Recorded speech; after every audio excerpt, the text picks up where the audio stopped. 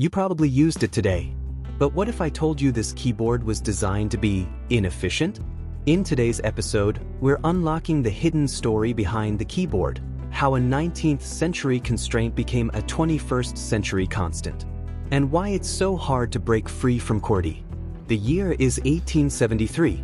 In a small workshop in Milwaukee, Christopher Latham Sholes is wrestling with a problem. His typewriter invention, ingenious as it is, keeps jamming. The arms, or type bars, that strike ink onto paper tend to collide when users type too quickly. Sholes, along with his collaborators Carlos Glidden and Samuel Soule, tries rearranging the letters. Not for efficiency, but for deliberate slowness. By separating commonly paired letters, the likelihood of jamming decreases. The result? A layout we now know as QWERTY. The Remington company takes the design commercial. The Remington Model 1 becomes the world's first commercially successful typewriter. With it, QWERTY begins its rise, not because it's better, but because it was first. As typing becomes a profession, people train on QWERTY. Schools teach it, offices require it. Entire workforces build their skills around this layout. And once that happens, change becomes difficult, because any new system demands retraining. This is what economists call a lock-in effect. The more people use something, the harder it is to replace, even if the original reason for using it no longer applies. By the early 20th century, QWERTY wasn't just a layout. It was a global standard. But not everyone was convinced QWERTY was the best we could do. In the 1930s, American professor August Dvorak proposed an alternative, the Dvorak simplified keyboard. Designed for speed and comfort, it placed the most commonly used letters in the home row, where your fingers naturally rest. Tests showed that users could type more efficiently with Dvorak. Fewer finger movements, less strain.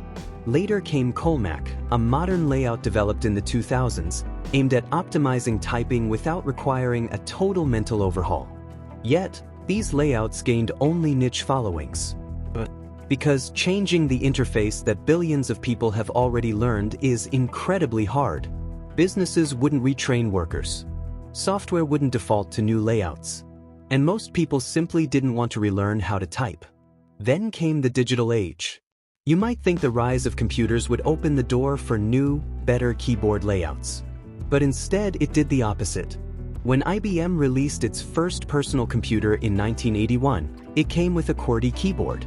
The layout had now survived over a century and would continue to spread. Today, QWERTY is not just on laptops. It's on smartphones, tablets, gaming consoles. It's the basis for coding, chatting, Googling, even texting emojis. Every time we design a new machine for input, we don't rethink QWERTY, we adapt to it. Voice recognition and touchscreen interfaces may be growing, but the keyboard remains king. So here's the irony. The layout you're probably using to hear these words was meant to slow you down.